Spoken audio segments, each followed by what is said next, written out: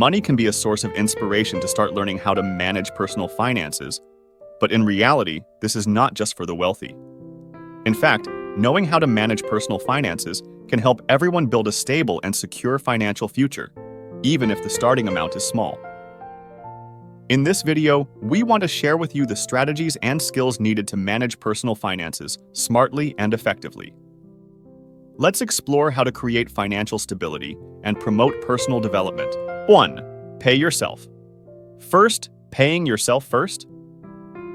It may sound strange, but it's actually a valuable idea that I learned from the book The Richest Man in Babylon when I first started earning money.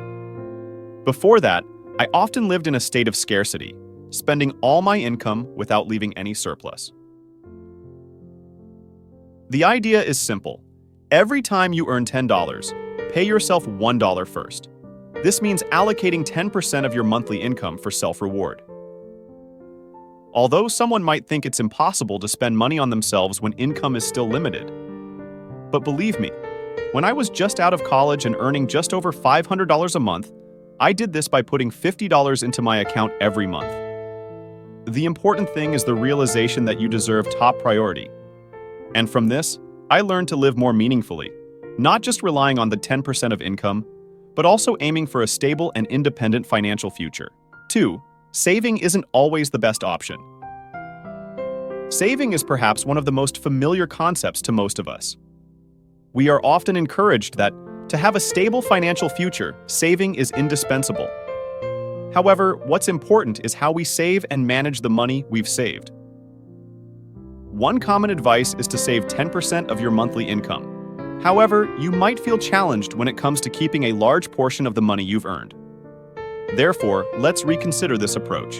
You may see that saving is part of the process of creating a stable and sustainable financial future. However, don't overly prioritize saving to the extent that it restricts your development and financial freedom.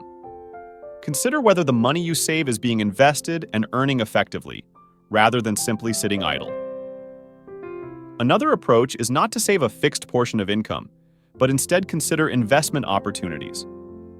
This can help enhance your assets more effectively while creating significant opportunities for financial growth. Remember, saving is not just about retaining a portion of income, but also about smartly using the money saved to create value and strengthen your financial future. 3. Don't spend all you earn. Saving is an important habit in personal financial management. However, it's not always the right time to save. One common mistake many young people make is spending all their earnings, even without a stable monthly income. Occasionally, I find myself caught up in buying the latest electronic gadgets on the market, even though I only use some basic features of them. For example, I bought a new phone even though my old one still works well and meets all my needs. Later, I realized that buying a new phone was not only a waste of money, but also added financial stress. The problem lies in our lack of mindfulness when shopping. We easily get drawn in by clever marketing strategies and forget that we already have enough, if not too much. The most important thing is to recognize this mistake and change our shopping habits. Be mindful when making purchasing decisions and only spend money on items that are truly necessary and valuable.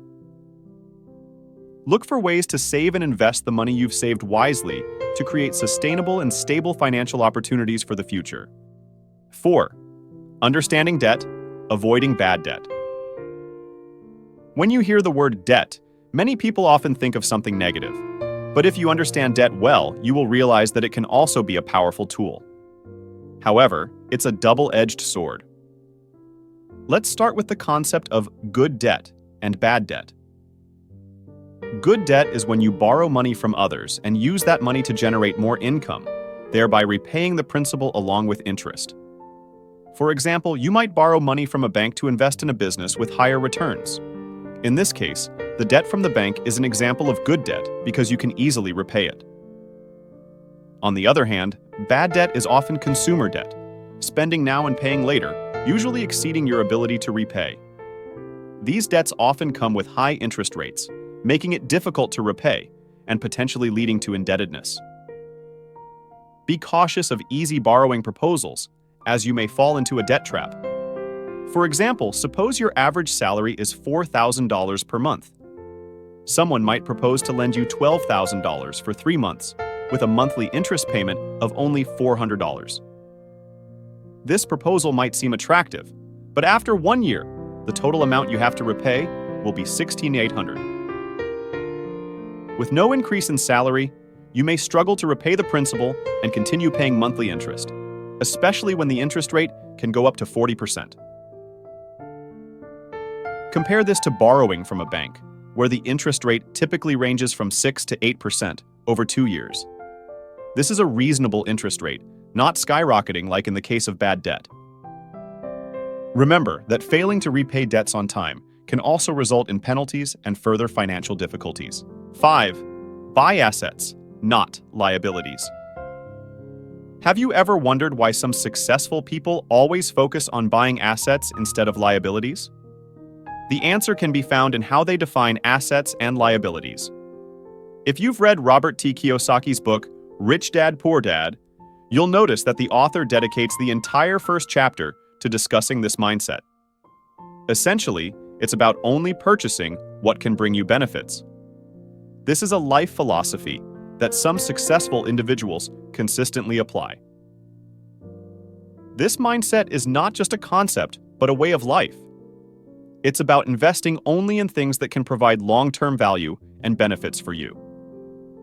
For example, consider buying a car. If the car can help you move around more easily, sign more business contracts, then it can be considered an asset. However, if the car only incurs expenses for parking, taxes, and fuel without bringing any added value, then it's just a liability. Having the right understanding of the difference between assets and liabilities is the key to effective financial management. Focus on accumulating assets and avoid unnecessary expenses. The important thing is to know what is valuable and beneficial for yourself, rather than paying attention to others' opinions about your assets. 6. Diversify your income sources. Firstly, take a moment to evaluate your current income sources and determine if you're solely reliant on one. If so, now is the perfect time to start seeking additional income streams.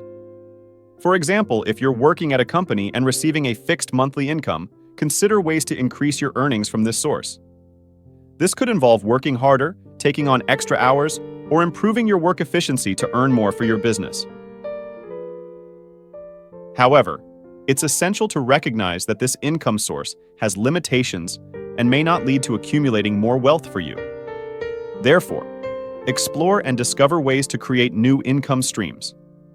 For instance, you could dedicate more time to personal projects, start your own business, or even explore opportunities online. For me, working at the company remains a top priority, but I also allocate my spare time to share my knowledge and experience through other media channels like YouTube. Most importantly, don't limit yourself to just one income source.